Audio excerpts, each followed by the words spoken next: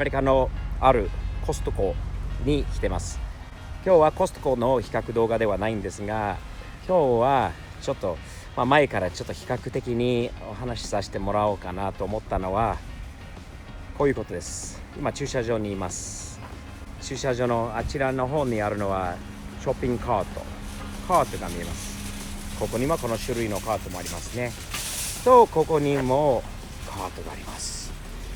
これはですね、今日の比較動画は日本人とアメリカ人の違いですね。これは買い物が終わった後のショッピングカートの使い方じゃないんだけど、ショッピングカートが終わった後のこういう返し方、ほら今こう見ればこういう返し方をする。今ちょうどタイミング良くてこれが分かるんだけど、戻さないんですよね。場所はないわけじゃないですよ。場所はないわけじゃないんですけど、めんどくさいということで返さない人が多いですね。そしたらそのカートを集める、カートを押す、ほらもう一個発見、ここにも発見、ほら一応あるんですよね。でちゃんと返す人も一部いるんですけど、返し方にも日本とアメリカの違いもありますよね。見て、まっすぐにこの一つの列に、今度このめちゃくちゃのあれですよね。あっちの方もめちゃくちゃで、入れたくても入れられないよね。もうちゃんと戻したくても戻せない、もう入らないので、こういうことになってしまうのは仕方ないのかな。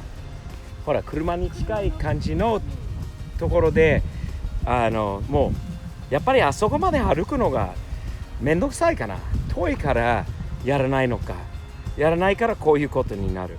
次車入れようとする人にとっては邪魔、一応邪魔にならないようにこういう戻し方もあるんですけど、面白いんだよね。ちょっと歩けば戻せるところあるのにこうなっちゃうんですよね。これコストコでもこの状態ですよ。ひどい。これまたね、日本では考えられない、考えにくいことですね。これは特に失礼な返し方だよね。ほら今来た人、今から出る人がここにカートを持ってきたんだけど、この人のもう今度出たい時にはどうすればいいの。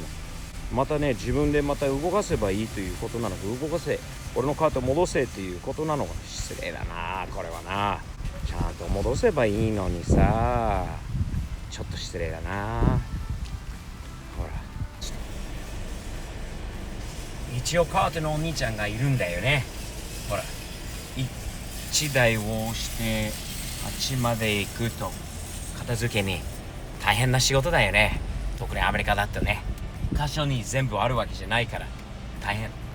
他にほらあるから、ほらこういうところにも必ずある。あっち発見。はいカート、はいカート、こういうところの上に乗っかってる。人には邪魔になってないんだけどさ、これもほら大体こういう止め方だよね。上を前の2つのホイールを上げてしょうがないな、これはアメリカだな。日本とまた違いますね。日本にないよね。あるかな。コメント残してね。チャンネル登録もよろしく。じゃあね。